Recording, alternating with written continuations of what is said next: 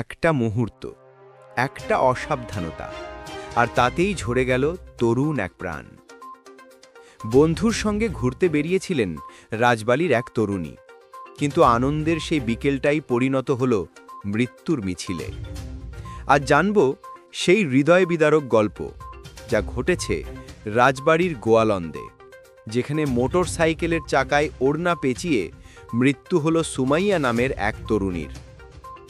রাজবাড়ির গোয়ালন্দ উপজেলার জমিদার ব্রিজ এলাকায় সোমবার বিকেল 4টের দিকে ঘটে এই ভয়াবহ দুর্ঘটনা। সুমাইয়া, বয়স মাত্র 20-এর কোঠায়, বন্ধু সজীব প্রামাণিকের মোটরসাইকেলে ঘুরতে বেরিয়েছিলেন, কিন্তু হঠাৎই ঘটে বিপদ। মোটরসাইকেলটি দ্রুত গতিতে চলার সময় সুমাইয়ার ওড়না পেছনের চাকায় পেঁচিয়ে যায়। এক মুহূর্তেই তিনি ভারসাম্য হারিয়ে সড়কে ছিটকে পড়েন।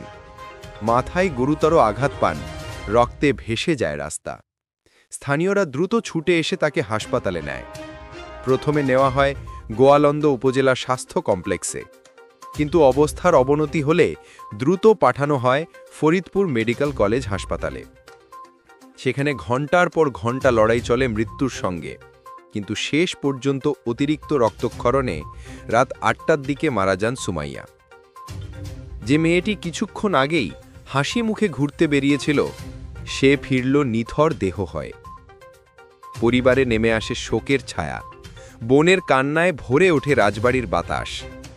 নিহতের বড় বোন বাদী হয়ে সজীব প্রামাণিকের বিরুদ্ধে মামলা দায়ের করেন।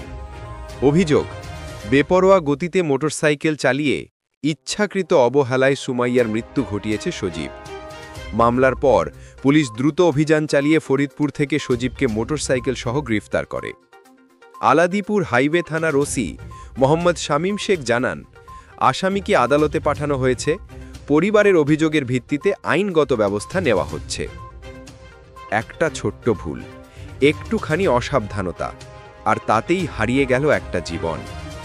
বন্ধুদের সঙ্গে ঘুরতে বেরোনো আনন্দের মুহূর্ত কখন যে মৃত্যু ফাঁদে পরিণত হয় কেউ জানে না। আপনারা কি ভাবছেন?